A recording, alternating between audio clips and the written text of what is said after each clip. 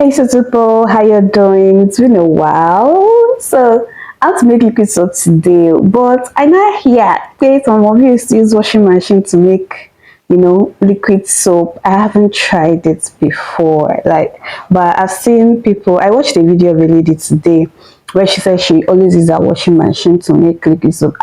I not if it's going to save me the stress of the turning. So I want to go and try it, and I'm going to show you the entire process of making liquid soap with my washing machine. So anyhow it turns out, I'll let you know if there's a difference between making it with hand, like and turning, and making it with washing machine. I'll definitely let you know. I've made liquid soap before with like a machine, but definitely not a washing machine. Like there's a machine they used to make liquid soap. My boss, when she was teaching me, yes, I made liquid soap with it, and she borrowed me once to make at home. But with a washing machine, I've only watched videos. I don't know how that's gonna turn out. But just stay glued because you'll find out real soon, and then you can also try it at home. Thank you. I'll see you soon. Basically, to make the soap, you don't need a lot of things. I'll be starting now. And what do I need? Nose mask if you have one, because you're actually dealing with chemical. Then if you have hand glove for your hand to protect your hand, you can use. I don't have hand gloves, so why is my eyes blue? Okay, I think it's a filter. Okay, so I don't have hand gloves, so I'll be using nylon. I'll just like wrap my hands around the nylon, double it actually to just protect my hand, because the chemical can have a strong effect on the skin, and because me that already have dry skin, sometimes when I make soap without protecting my hand, hey, at the end of the day it now becomes extremely scaly for a few days. So what else? Okay, you need something to measure. You need something you can use to measure. So because you want to measure the quantity of water you are putting in.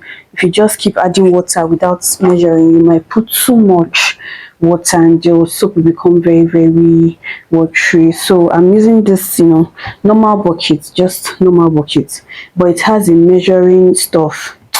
To show you. I don't know if you can see this, but it has a measurement inside. So this is 20 liters. This bucket is 20 liters.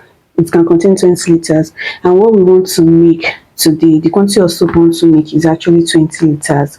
So what I'll do is I'll put 10 liters of water. I'm starting with 10 liters of water because you'll see that I'll be using water again as we go along. So if I'm starting with 20 liters, eventually I will have more than. So we're starting with 10 liters of water. Let's go. So we have our water now. We just start the machine. I have to put it down so you can hear. So our first chemical is nitrous soap. So after adding the nitrous oil to the water, you start your washing machine. Then it begins to spin, like you're just turning it with your hand the same way. Then after nitrous oil, the next chemical is caustic soda. So you add caustic soda to the mixture, to the nitrous oil mixture, and then you spin and spin, like just like you are using your hand to turn. You know how it is. At this point, the nylon got very uncomfortable. I had to take it off. But caustic soda is very hot, so you have to be careful. Even with the nylon, you feel the heat on your fingers, like it's actually burnt. So you just have to be careful. Then after you have added the caustic soda, that means you're mixing nitrous oil and caustic soda together. Then you get a bowl, and in that bowl we're going to be adding three mixtures. The first one is SLS. That's the one that looks like grain of rice. So that SLS bowl, you add water into it. Now you want to also make sure that every water you are adding, you are taking measurements, so you don't just like add water anyhow. Remember that the goal is to get 20 liters of liquid soap. So you turn and dissolve properly until you feel okay, you've tried your best to dissolve as much as you can. Then you go in with soda ash. This soda ash, we're going to pour it into this bowl as well to mix with SLS that is already in the bowl. Then when you open it, you pour it into the bowl, and then you continue to mix properly.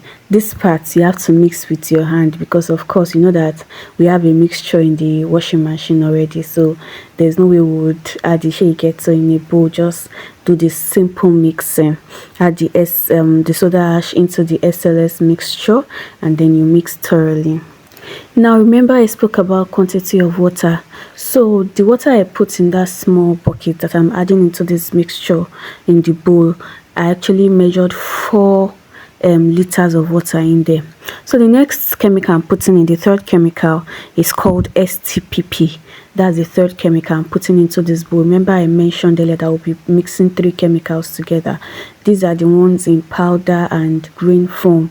These are the 3 chemicals in powder and green foam. So after you mix them together, you add them into the base, which is the mixture of nitrosol and caustic soda. The water I'm still using is still out of the 4 liters I measured. Remember that we started with 10 liters. Now I've added 4 liters, right?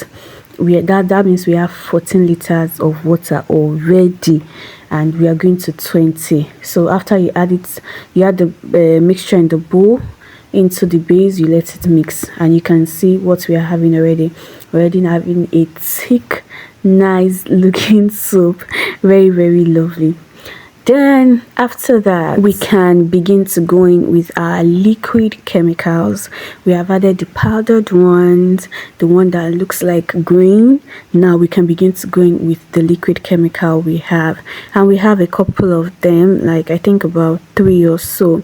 Now we can begin to add the liquid chemical into the mixture. Remember that at this point we no longer have to mix in a bowl because it's liquid, so we can just pour it into the mixture. And the first one we'll be adding is called sulfuric acid. So this sulfuric acid will go in to our mixture and we'll give it a very good stir. See that the machine is still working even while I'm adding it. There's no big deal, so just pour it into it and let the machine do its work.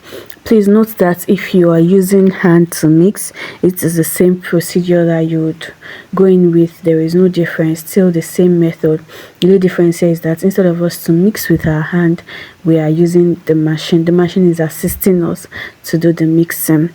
So you're going with sulfuric acid. That's what I'm putting in right now. The next chemical after that is the Texapon. We open the Texapon and we also add to the mixture and continue to give it a good stir. Then afterwards we have the foam booster. This foam booster, this is the only portion that comes with this 20-liter soap actually, but I actually requested for 2 because I wanted it to boost very well. Like, so I should have bought 2 portions of this. This is only one supposed to come with 20 liters of soap, so I actually bought extra because I wanted my soap to do extra well. So that's it. The next thing going is the foam booster, and that's like basically the final, what's it called, I don't know the right word to use.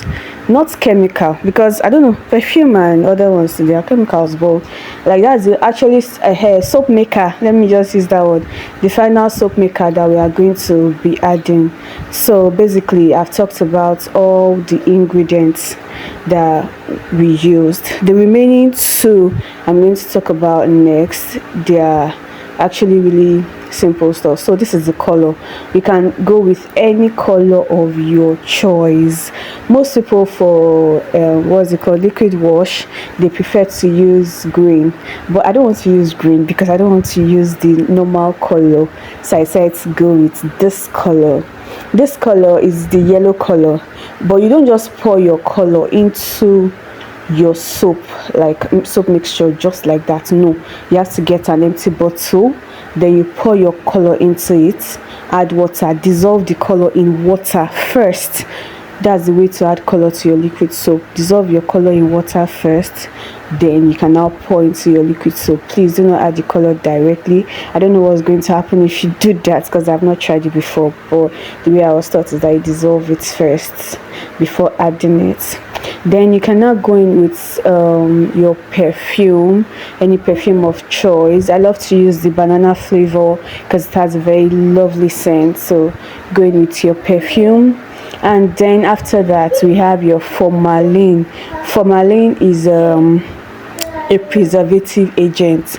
The formalin will help your soap stay as it is for as long as you want to keep it. So I always use formalin because I want my soap to stay for as long as I want to keep it. I don't know if maybe if you don't use formalin, if it's going to turn to water. I don't know. I haven't tried that before, but just going with formalin to preserve your soap. And that's that about that. Yes, I added water. Oh my goodness, I added water because the soap was still thick. Remember that everything that we've added 14 liters, so it was still too thick. So I added extra water. I think I added more than 4 liters. I added like about 8 liters to get the texture I wanted. So at the end of the day, I got about 24 liters of soap at the end of the day. 24, 23 thereabout. Yes, so I added more water because I didn't want it to be too thick. And that's it. So guys, let me know if you'll be trying this. Let me know what you think about it in the comment section. And that's it. Okay guys, so we are done making this soap, and this is what it looks like in a bottle. So I actually like put out a little to go and give to my son's teacher. It's closing time, so I just take this along with me. I think it's really cool. Like it's foamy, you can tell from the mouth that it's actually foamy. So you add as much water as you want, and this is it. This is our end product. Let me know if you're going to be trying this method. Bye.